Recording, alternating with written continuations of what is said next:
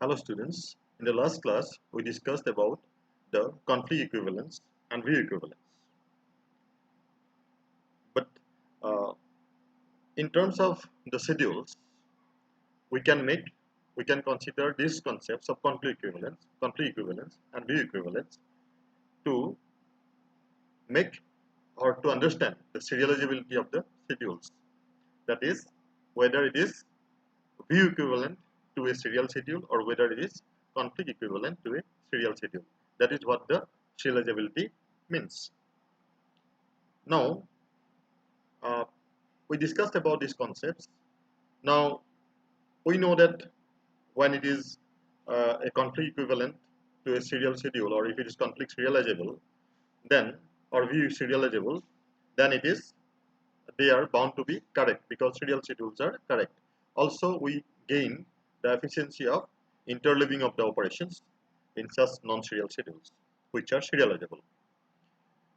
Now, concurrency control, because they are concurrently executing transaction. Concurrency control means where we control those problems or the issues which arise out of the concurrently executing transactions can be achieved by using this concurrency control can be achieved by using uh, all these techniques. That is, one is that we have discussed about the serializability. Now, also there is another method through which we can make such, we can achieve the such concurrency control. That is, those are actually the locks, which are called as the locks. Okay. Now, why do we actually require the purpose of concurrency control here? Main reasons for concurrency control are, as you can see in the number 1 point, to enforce isolation among the conflicting transactions. So, problem arise when the shareable variables among the transactions are being basically those interleaving operations which are accessing those the shareable data items in the database. If they are being modified in a manner that they gets the wrong value, those data items in the database. So if we the what the lock does, basically how do we actually achieve the concurrency control, is to enforce the isolation among the conflicting transactions. We know what are the conflicting transactions. We know that the read-write operations can be conflicting or write-write operations can be conflicting. Wherever there is a write operation, there is a chance of being conflict. Now, to enforce isolation, whenever there is a write operation being performed, read-write operations together or write-write operations, if we can ensure isolation of such operations, we can greatly achieve or highly achieve the correctness of the results, that is wrong outputs. So basically we can achieve concurrency control. Also, in the process of such concurrency control measures, we preserve the database consistency. So through this consistency preserving execution of transactions. Basically, obviously, when we have such correct execution of the schedules, because schedules are nothing but some operations that belongs to different transactions, n number of transactions.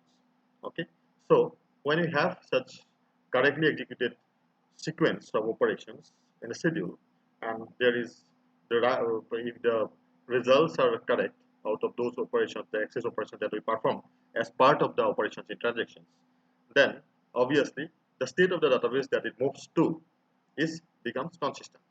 So basically concurrency control is to ensure that it preserves the database consistency. Okay, so through consistency preserving execution of transactions. Finally, the most important purpose is to resolve the read-write or write-write conflicts, because it's all about conflicts of the read-write. Because if write operation is not done properly by a particular transaction, or the transaction gets failed after writing a particular data item, and another transaction comes and read that particular data item which has been written by a failed transaction, then the problem arises. So read-write operations, if we can resolve this read-write conflict, or if we can resolve the write-write conflict, then it basically leads to correct results. These are the purpose of concurrency control. Why do we need to have the concurrency control? Now take one example here. In concurrent execution of environment of where if we have a transaction T1 which can conflict with the transaction T2 over a data item A, then the existing concurrency control decides if T1 or T2 should get that A, or if any of the other transaction needs to be rolled back or has to wait. So concurrency control measures that you take, that we ensure uh, should decide these particular outcomes. That is, whenever there are two or more transactions which are basically competing with each other to get a shareable data, to get control over a shareable item. Say item here is A. Then the concurrency control measure should ensure which of these transactions should get hold of the data item first, or should there be a one transaction should get rollback, or should one transaction wait till the other transaction finish. All this situation must be decided by the concurrency control mechanism that we adopt. The most practical approach of getting the serializability or to ensuring serializability of the transactions is to use the two-phase locking uh, techniques. Okay, so two-phase locking technique is a commonly used approach for ensuring serializability of the schedules.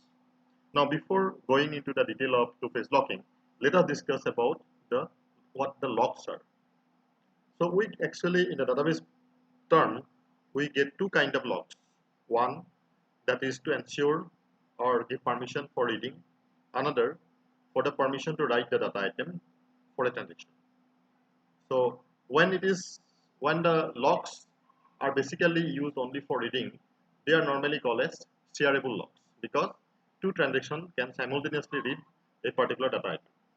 Okay, and when there is a write lock being ensured for a particular transaction, that means for data item, that means that it becomes mutually exclusive for a particular transaction which has got the write lock. So locks are basically given to the data items based on the whether it will be given a shareable lock or it will be given an exclusive lock. These write locks are actually can also be termed as the exclusive locks. Okay, so so the when a write lock is when a particular transaction gets hold of a write lock for a data item, that means the data at till the time the transaction holds that particular write lock, no other transaction can operate on that particular data item. Now, take an example here. If lock X means the data item X is locked on behalf of the requesting transaction. Okay. Similarly, like locking, we can also have the unlocking of the unlocking of the data items. Now, if we issue an unlock operation on a data item, that means the data item X is made available to the all other transactions. Okay, and this lock and unlock operations are always the atomic operations. So they are basically atomic operations which can be as one unit. It can be called by a particular transaction to lock a data item or to unlock a data item. So one essential component of the lock modes are, as I have already told you, one is the shared lock, which is the read lock. Another is the exclusive lock or write lock. Okay. Shared lock, shared mode, already I have told you, that is more than one transaction can apply the shared lock on a particular data item, say on the item X, for reading its value, but no no write lock can be applied on X by any other transaction. So when a shared lock is attained by a particular transaction T1 suppose, then T2 also can issue a shared lock to read the value X. So multiple transactions can have simultaneously apply. Having the read lock can actually get the access of X, but no other transaction having the write lock can actually get access of that particular item X, which is being read by another transaction. Okay. Similarly, exclusive lock means the write lock X. Write lock. So on X item, Suppose if a particular transaction holds the exclusive lock, then no other transaction can actually apply the read lock or write lock on that particular data item X. So it becomes exclusive. It is non-shareable. That is, once it is achieved by one particular transaction holds that particular lock, then no other transaction can apply read or write any other lock on that particular item. Okay. So whenever there is a write lock or write operation, means it is the conflicting operation. So read write matrix can be actually conflict matrix can arise out of read write operations. Another important part is that the database actually holds a particular component which is called as the lock manager. What is the purpose of lock manager? Lock manager basically manages locks on the data items. Okay, whenever a particular transaction requests for a particular lock on data item, the lock manager basically ensures that the lock will be assigned or not, and accordingly it holds a table where it stores the record of that particular item and the transaction which is holding that particular lock. Okay, so lock manager basically uses it to identify the transaction locking a data item. This particular table, lock table. So lock table is basically managed by the lock manager. So lock table actually contains the fields like the data item, lock mode, pointer to the next data item, locked. So all these are different fields of the records which are stored in the lock table. Okay. So you can see here the below one example here. Suppose a transaction T1 is a transaction ID of a particular transaction which is holding a lock. So transaction ID in the lock table will have the record T1, a field T1, and data item ID, which data item is locked by transaction T1 will be mentioned here. Suppose X1 is the data item. What is the lock mode? Lock mode is the read lock has been issued, and the pointer to the next data item, that is the next item to be locked, okay, will be written here. So these will be the fields of the lock table managed by the lock manager.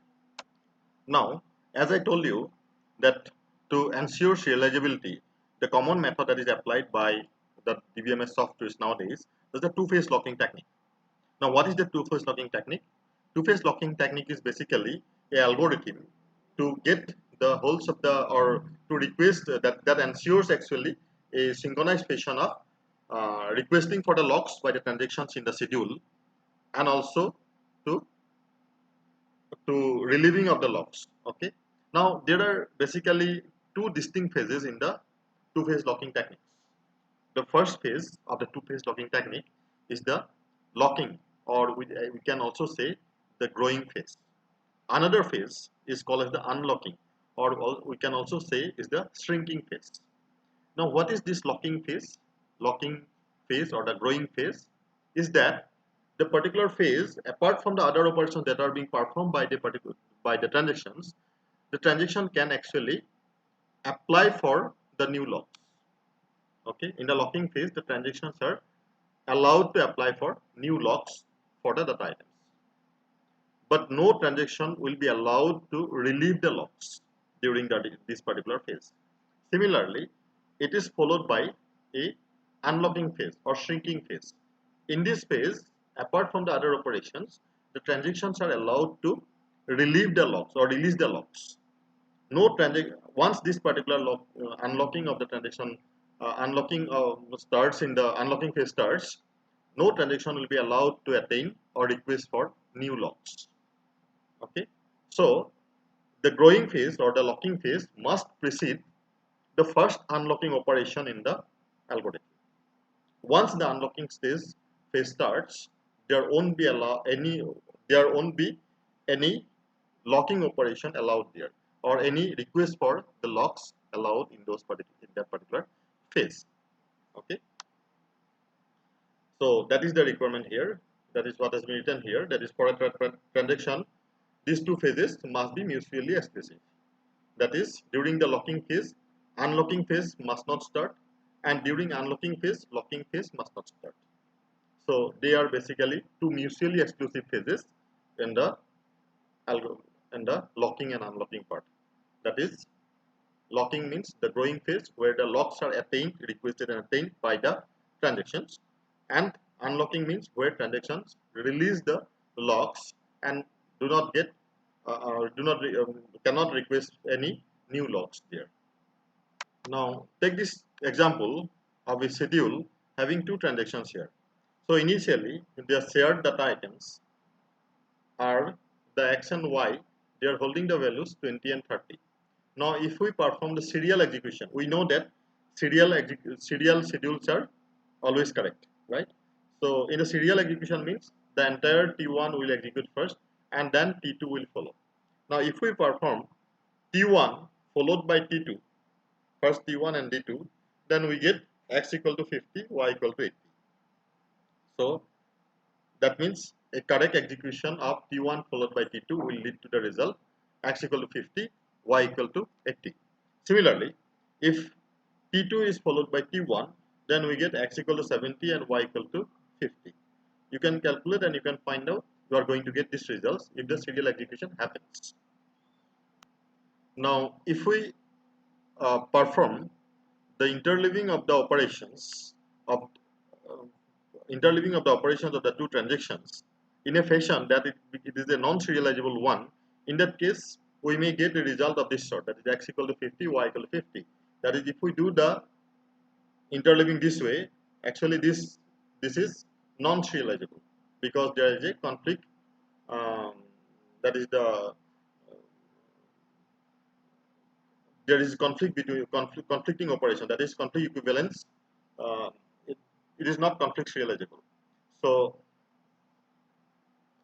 as you can see here, this basically, if we execute this way, then you are going to get with this particular a we are going to get x equal to 50 and y equal to 50, and it is non-serializable. Okay,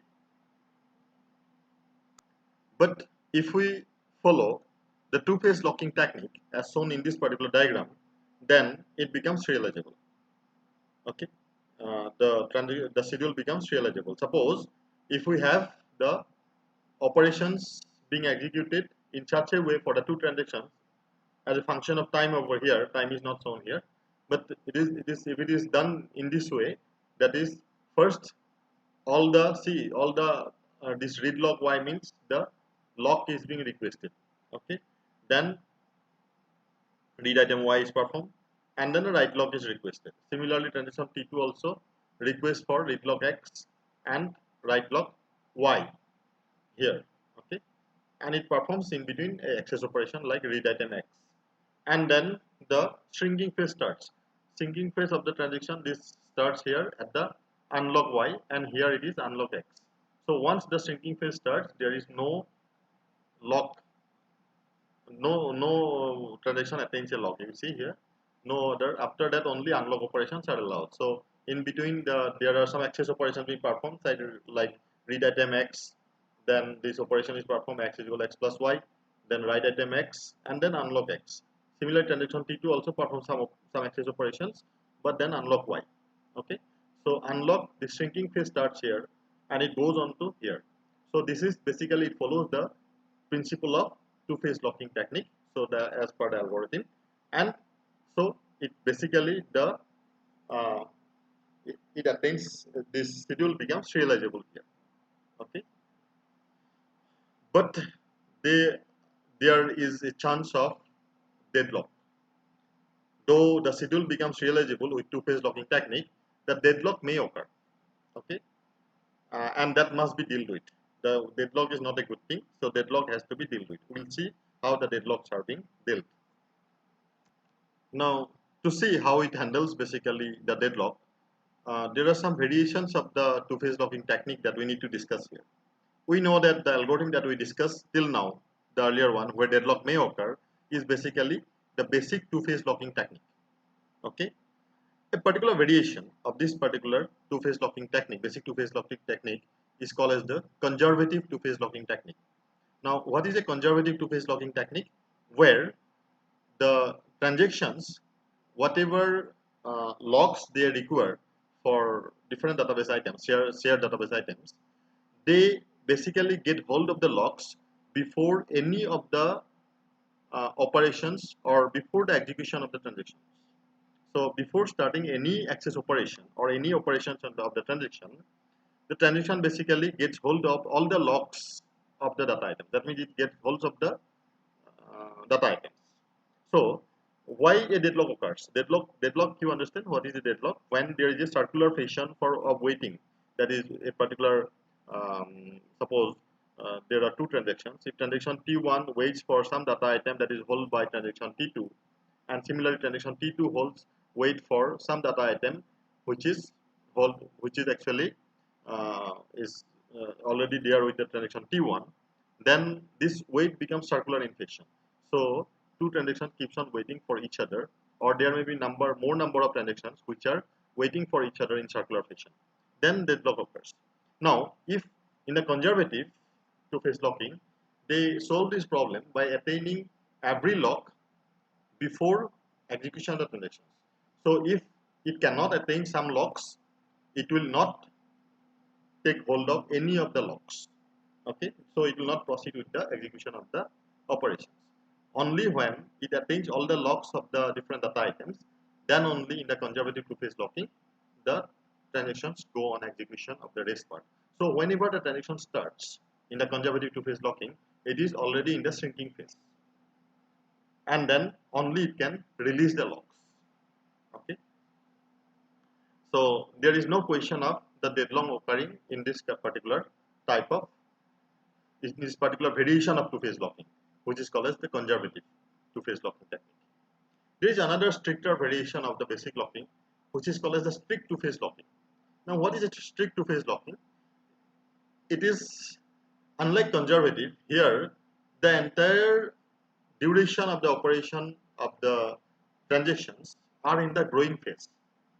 Okay, uh, and unlocking of the locks or the unlocking is performed only after the transaction terminates. Whatever may be the status of the termination, whether it commits or it aborts or it is rollback, whatever may be, only after execution of the entire set of access operations or entire set of operations, it then gives away the hold of the locks. So locks are being released only when the operations are being completed. So this protocol is called as the strict two-phase locking. Okay, and this is one of the most commonly used two-phase locking algorithms.